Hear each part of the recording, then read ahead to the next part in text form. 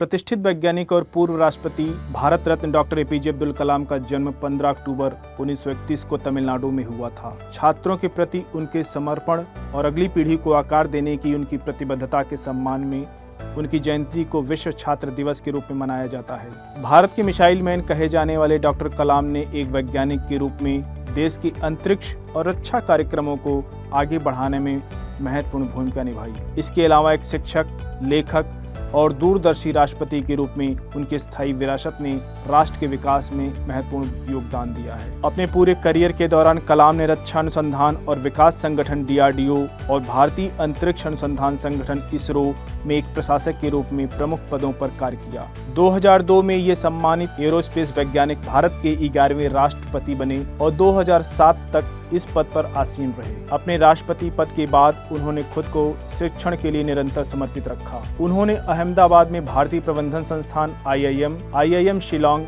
और IIM इंदौर में visiting professor के रूप में भूमिकाएं निभाई। भारत सरकार के वैज्ञानिक सलाहकार के रूप में उनके योगदान के लिए कलाम को पद्म भूषण पुरस्कारों से सम्मानित किया गया था। देश में वैज्ञानिक और तकनीकी प्रगति में उनके महत्वपूर्ण योगदान को आज भी याद किया जाता है। कलाम के बारे में कुछ और तथ्य की बात कर लेते हैं। डॉक्टर कलाम को 28 विश्वविद्यालयों द्वारा डॉक्टर ऑफ साइंस की उपाधि से सम्मानित किया गया। उन्हें राष्ट्रीय डिजाइन पुरस्कार, डॉक्टर वीरेन राय अंतरिक्ष पुरस्कार, professor Y Nayudamma memorial gold medal 1996, GM Modi विज्ञान पुरस्कार 1996, विज्ञान और प्रौद्योगिकी में उत्कृष्टता के लिए RK फिरोदिया पुरस्कार 1996 सहित कई पुरस्कार प्राप्त हुए। राष्ट्रीय एकता के लिए इंदिरा गांधी पुरस्कार 1997। वह aeronautical society of India, astronautical society और aeronautical society of India, Indian national academy of engineering, Indian academy of sciences और institute of electronics and telecommunications engineer सहित कई पेशेवर समाजों के सदस्य रहे। वह कई पुस्तकों के लेखक भी थे।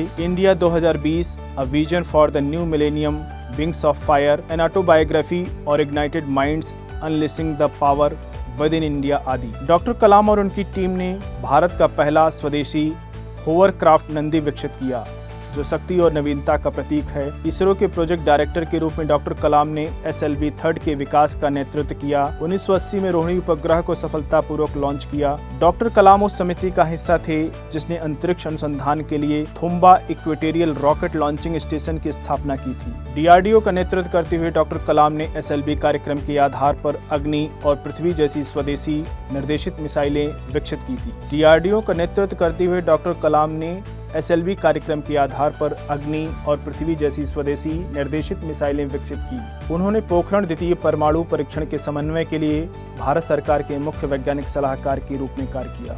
डॉक्टर कलाम ने ध्रुवीय उपग्रह प्रक्षेपण यान PSLV और जियोसिंक्रोनस सैटेलाइट प्रक्षेपण यान GSLV जैसे विभिन्न उपग्रह प्रक्षेपण वाहनों की प्रगति को बढ़ावा दिया और उनका समर्थन किया। DRDO में डॉक्टर कलाम ने एकीकृत मिसाइल विकास कार्यक्रम को लागू किया, जिसने भारत की मिसाइल तकनीकी को उन्नत किया। इसके परिणाम स्वरूप उन्हें भारत के मिसाइल मैन के रूप में जाना गया। डॉक्टर कलाम और D सोमाराजू ने स्वास्थ्य सेवा को सभी के लिए सुलभ बनाने के लिए कोरोनरी स्टेंट कलाम राजू स्टेंट विकसित करने के लिए सहयोग किया। पूरा ग्रामीण क्षेत्रों में शहरी सुविधाओं का प्रावधान किया।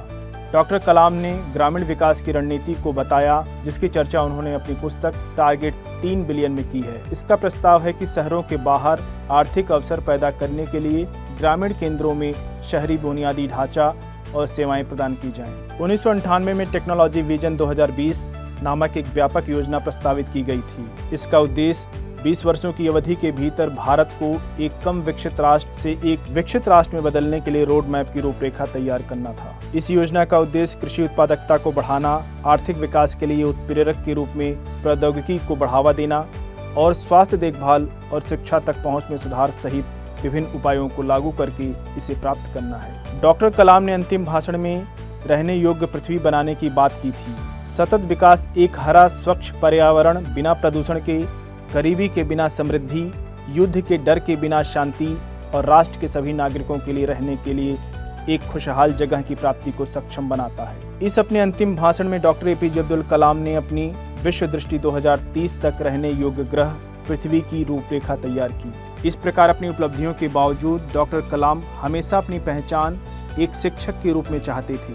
उनका निधन 27 जुलाई 2015 की शाम को IIM शिलांग में एक सभा को संबोधित करते हुए हुआ था।